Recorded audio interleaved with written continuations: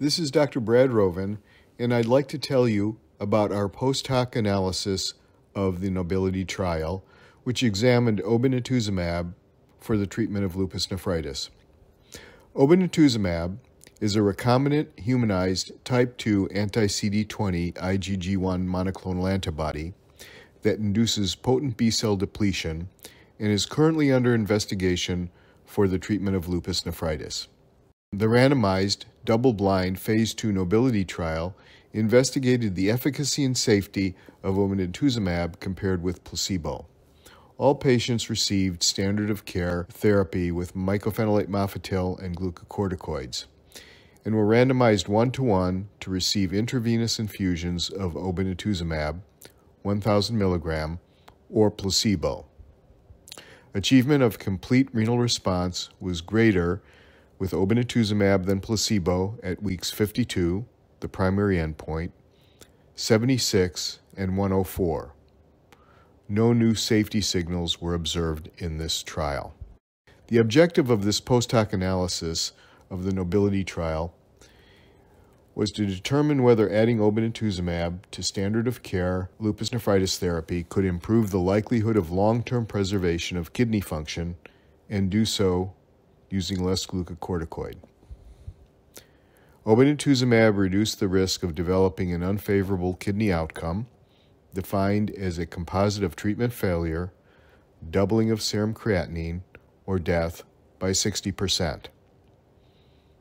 For this composite endpoint, 12 Obinutuzumab patients compared to 24 placebo patients experienced treatment failure.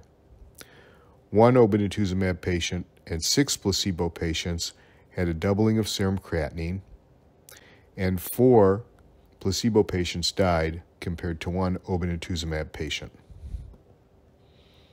Obinutuzumab also reduced the risk of lupus nephritis flare by 57%, and the risk of time to first GFR decline of 30% or 40% was reduced by 80 and 91% respectively in patients treated with Obinutuzumab. We observed a significant difference in the rate of eGFR decline between patients in the Obinutuzumab arm and the placebo arm.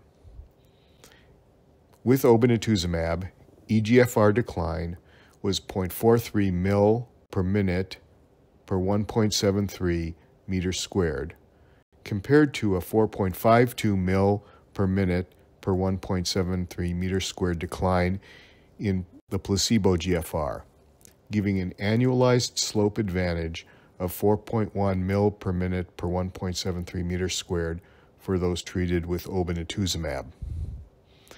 This was significant at a p-value of 0.043. 38% of the patients in the Obinutuzumab group were able to maintain a daily prednisone dose of less than or equal to 7.5 milligram from week 64 through 76 and achieve a complete renal response at week 76, compared with 16% of patients in the placebo group.